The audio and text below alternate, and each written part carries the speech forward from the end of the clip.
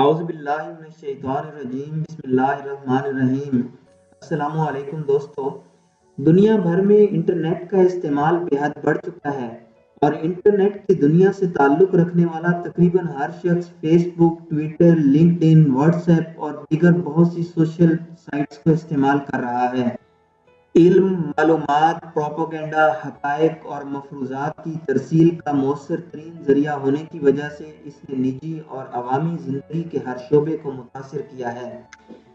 Social sites کے بڑھتے ہوئے استعمال کے حوالے سے کیمبرج یونیورسٹی کا کہنا ہے کہ انٹرنیٹ صارفین کو ان کے والدین اور دوست احباب سے زیادہ موبائل جانتا ہے۔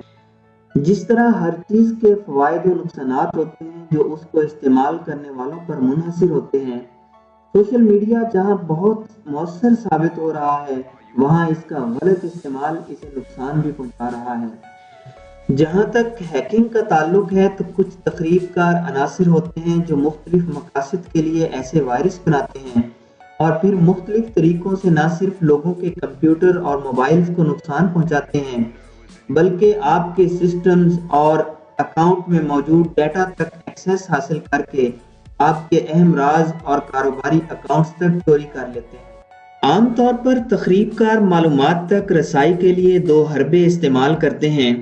پہلا، آپ کو مختلف انعامی اسکیموں کا جھانسا دیتے ہیں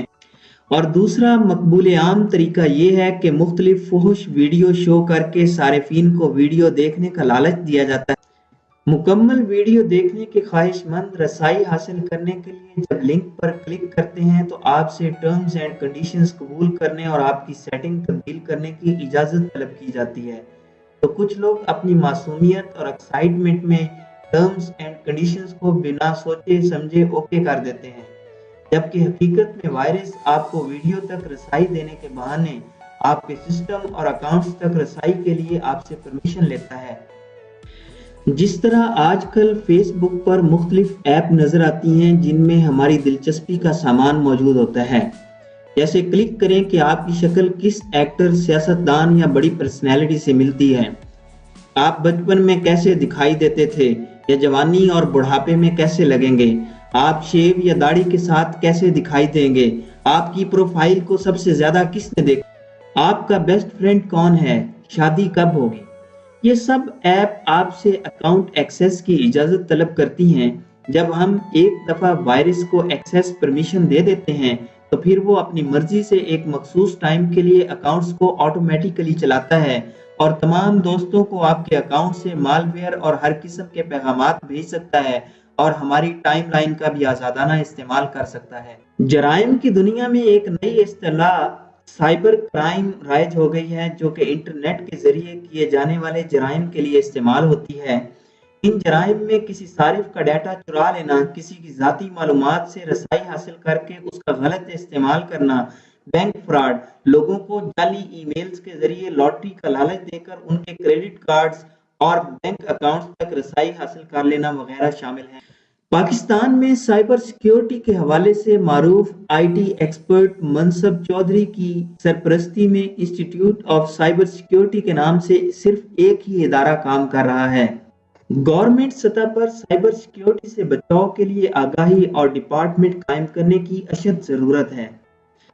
پنجاب انفارمیشن ٹیکنالوجی بورڈ نے ڈیجیٹل پاکستان کے لیے کئی کارنامے سر انجام دیے ہیں۔ سائبر سیکیورٹی کے قیام کے لیے بھی پنجاب انفارمیشن ٹیکنالوجی بورڈ سب سے مؤثر کردار ادا کر سکتا ہے۔ ہیکنگ اور وائرس سے محفوظ رہنے کے لیے اجنبی لوگوں کی طرف سے وصول ہونے والی ای میلز، فیس بک اور واٹس ایپ کے ساتھ جڑی ہوئی فائلز کو ڈاؤن لوڈ کرنے سے پرہیز کریں، خاص طور پر exe, zip, V B S S C R files. ان فائلز میں ٹروجن ہارس موجود ہو سکتا ہے جس کی مدد سے کریکر آپ کے کمپیوٹر اور موبائل میں داخل ہو سکتا ہے۔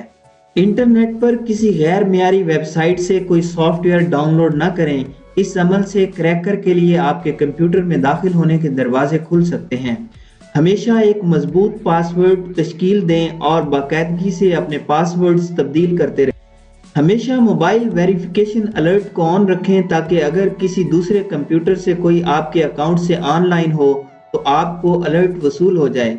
اگر آپ سفر پر جا رہے ہیں تو اپنے کریڈٹ یا ڈیبٹ کارڈ کی تفصیلات کسی وائی فائی نیٹ ورک کے ذریعے استعمال نہ کیجیے، یا پھر ایئرپورٹ پر خدمات مہیا کرنے والوں کا ایڈوانس اکاؤنٹ بنا لیجیے۔